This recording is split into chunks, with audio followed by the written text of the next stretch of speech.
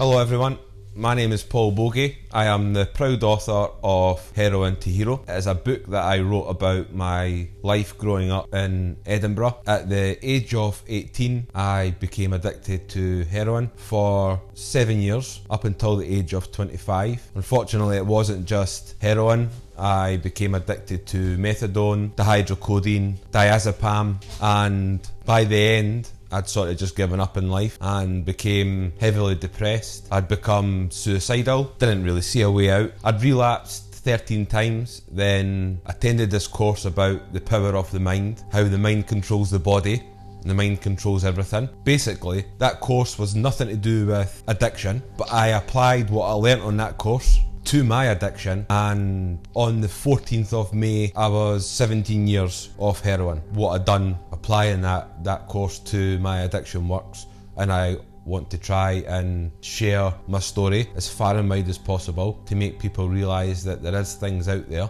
techniques out there to break addiction that people don't know exists. So I'm on a mission now to tell people all over the world about the possibility of change, regardless of what drug you're using. Addiction is possible to overcome, and I'm living proof. I do podcasts all over the world. I've done some in India, New York, San Francisco, LA, all across the UK. I've not done any in Ireland yet, but I've done some in Wales, done some in England, and I've done many in Scotland as well. So I am starting to spread the word. I'm donating all the profits from my book to homelessness in Scotland, something that I'm passionate about. I was only homeless for a very short time. It wasn't what I see now, where people are actually living on the streets night after night, certainly in the winter months. I was never that bad, so I really want to try and help these people as best I can. I'm donating all the profit. I've just donated £3,000 to Sirenians, which is an Edinburgh charity that help homeless across Scotland. So I'm going to continue to do that and help other homeless charities as well. But my passion and where my heart is addiction. That's where my knowledge lies, my expertise, if you like, lies in addiction, because I've suffered from addiction problems recent years. So after my heroin addiction, I went on to join the Scots Guard, standing outside Buckingham Palace, red tunic, bearskin, rifle, guarding the Queen. I've proved that there is a life after addiction by going on joining the British Army. Unfortunately, I was in a serious car accident. I wasn't driving, but I almost died. I broke my back, crushed my spine, and I was medically discharged in 2015, where I was sent back to Edinburgh with a prescription for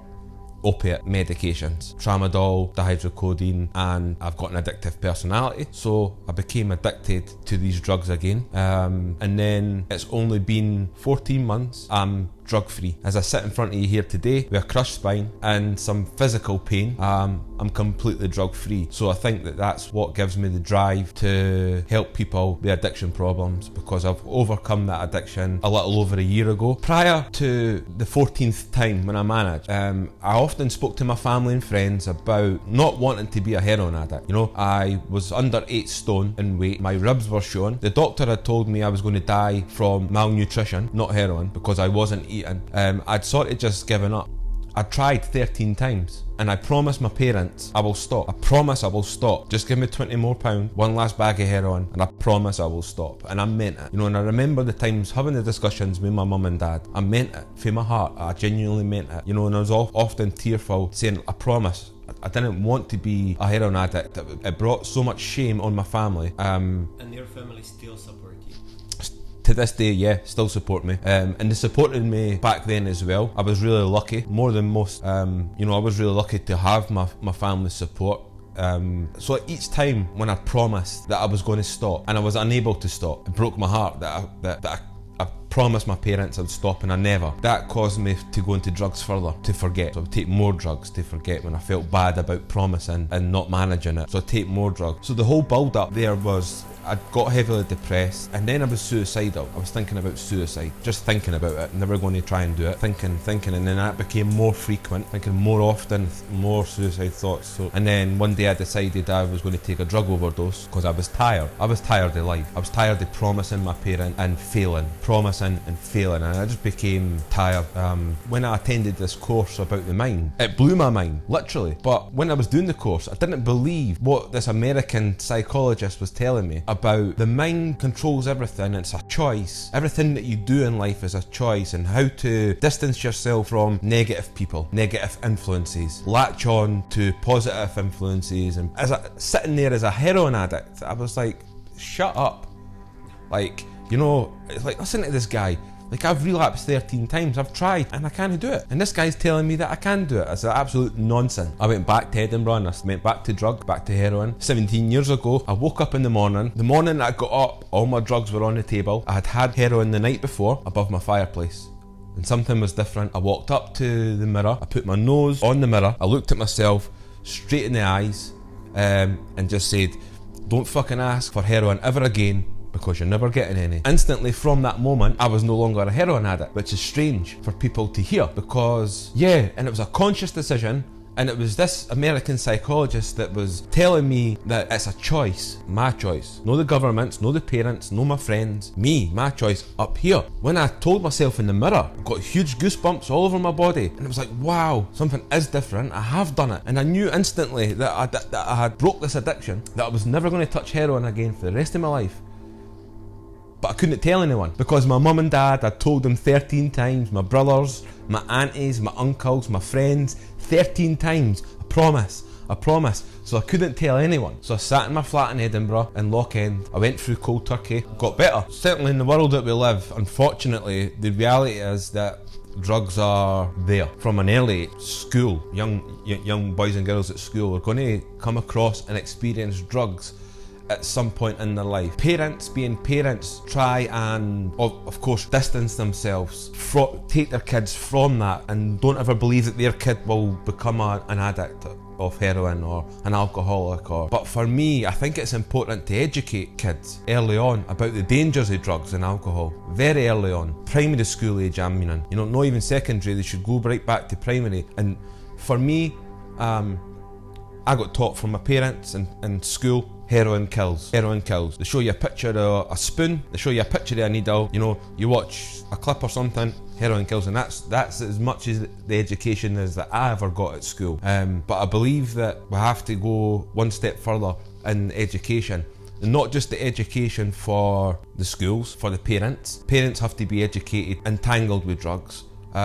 It's important to let parents know what to look out for, the behaviour of kids, the paraphernalia for one. You know, when I first took heroin at 18 years old, I'd sort of been around drugs my life. I had no idea what this tinfoil was. When my friends were chasing the dragon, smoking heroin, I had no idea what the heroin, that was heroin. I had no idea what the tinfoil was, and neither did my mum, because I was still living with my mum and smoking heroin in the house, and my mum would find the tinfoil and she would have no idea, not for 1 second think it was heroin. She just had no idea. And unfortunately, educating parents on the things to look out for, the behaviours, the mood swings, and things as simple as an itchy nose. A lot of people don't know that if you've got someone, not everyone, right, but it's a telltale sign of heroin use and opiate use, is people are constantly scratching because you're constantly itchy. So that's the opiate that causes that. So if your kid all of a sudden is starting to every day start itching, and their eyes are red and they're starting to itch and their mood swings are going, then potentially there could be a problem there. And that's important to let parents know what things to look out for. Unfortunately, they have become addicted to drugs. My advice would just be,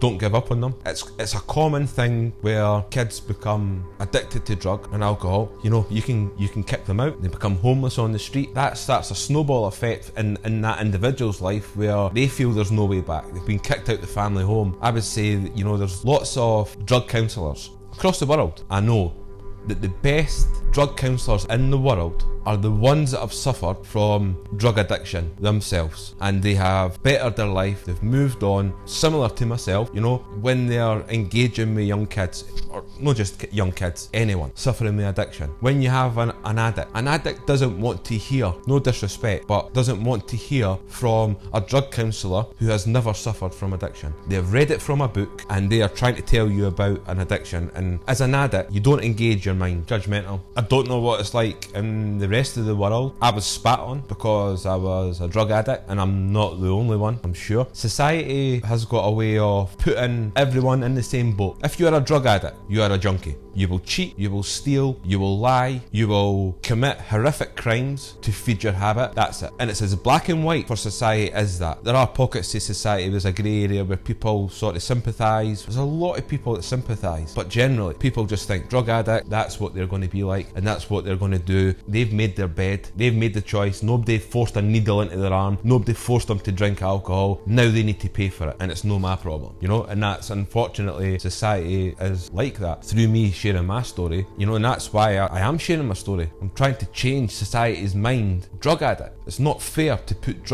all drug addicts in the same boat and call them junkies. I never committed horrific crimes. I had friends who robbed their granny to feed their habit, take televisions off the wall and sell them to get bags of heroin. I had friends like that. So I do understand that there are people like that in the world, not everyone. And it's not fair just to brand everyone the same. Through sharing my story, I can make people understand that we're not all the same after addiction. If I can go on and become a guardsman and stand and guarding the Queen and do a job like that, there's hope for everyone. I'm not that special a person that it can only happen to me what's happened. I'm not that special. I wish I was, but I'm not perfect. It can potentially happen for everyone. Everybody that's got drug problems right now hopefully sees this, sees all the other podcasts, sees all the videos, and it plants a seed. Look, if Paul can turn his life around, then so can my son, so can my daughter, so can my dad, so can my mum, or so can I. You know, it can potentially plant a seed that can make these people think, well, I'm not going to give up on them yet, because if Paul's done it and he's talking about how to do it and trying to help people do it, then they potentially can change their lives as well. Every day, my social media account, especially Facebook and Messenger, is bombarded from mostly parents, some addicts themselves, but mostly parents. They have seen my posts on social media, they've heard my story, and they want the same for their loved ones, and they want to know how, and this is why they reach out to me. So every single day I get a dozen messages a day.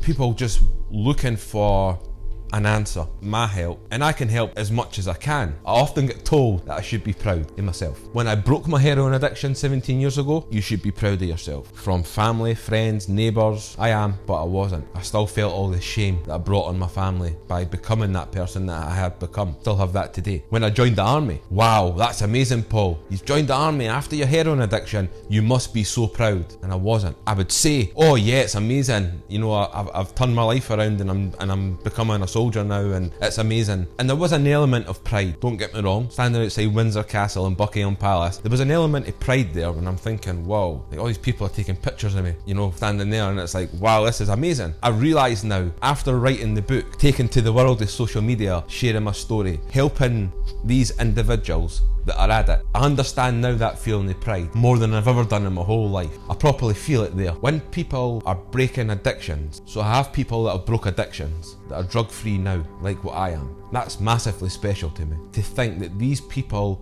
have put me on a pedestal in their life and listened to every single word that I've said with regards to addiction, how to come off, how to taper off, the mindset, and how to combat the boredom, the loneliness, the triggers and all that. And I've done all these 1,000 hours of talking about it on social media. To have people listen to what I'm saying, turn their lives around, and they're now doing what I'm doing, which is speaking to addicts about stopping drugs, stopping taking drugs. So they've learnt from me, they're now passing it on to other addicts. So I really feel like I've started something really special that hopefully it keeps continuing, and it's like a virus. The best way that people can support me is buy the book. I don't make a single penny from the book. All the money goes to homelessness in Scotland.